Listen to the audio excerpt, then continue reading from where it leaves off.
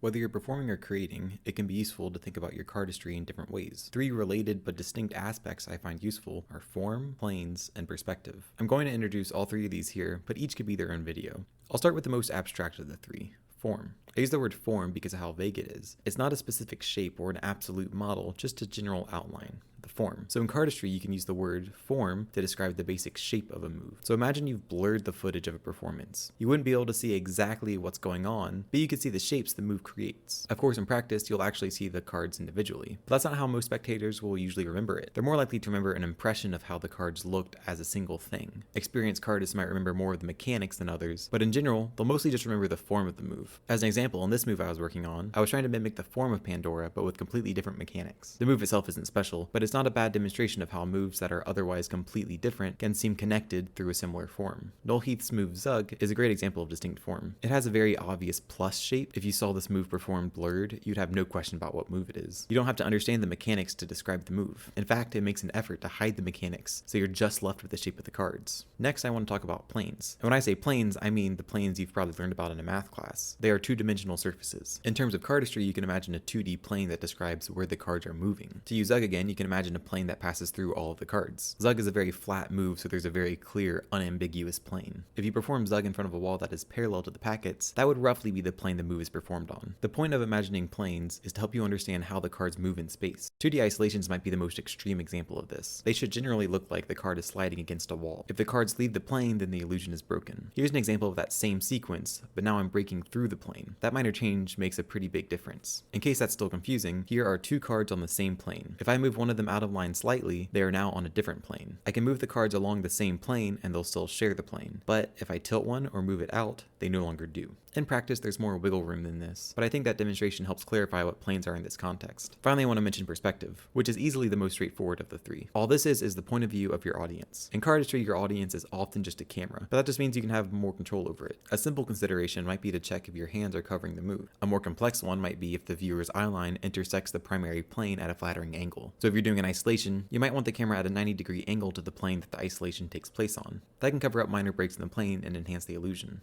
In Turbo, Noel performs Zug and has the camera start out at a steep angle and then moves the camera to a more perpendicular angle. That subtle change emphasizes the movement of the cards. If the camera was pointed straight at the cards from the beginning, it might have emphasized instead the autonomy of the cards, making them seem like they're in control of their own movement. The perspective can also change the form the audience remembers. Pandora viewed from the side has a pretty different shape than from straight on. Additionally, depending on the perspective, you might want to focus on a different plane or move your plane. If you're performing isolations for a group, you might want to take a step back so the plane is closer to perpendicular for most of your viewers. These three considerations are distinct, but all work together. Each informs the other, and each can have a significant impact on your cardistry. By taking a second to consider them, you might come across some minor tweaks that could improve your performance.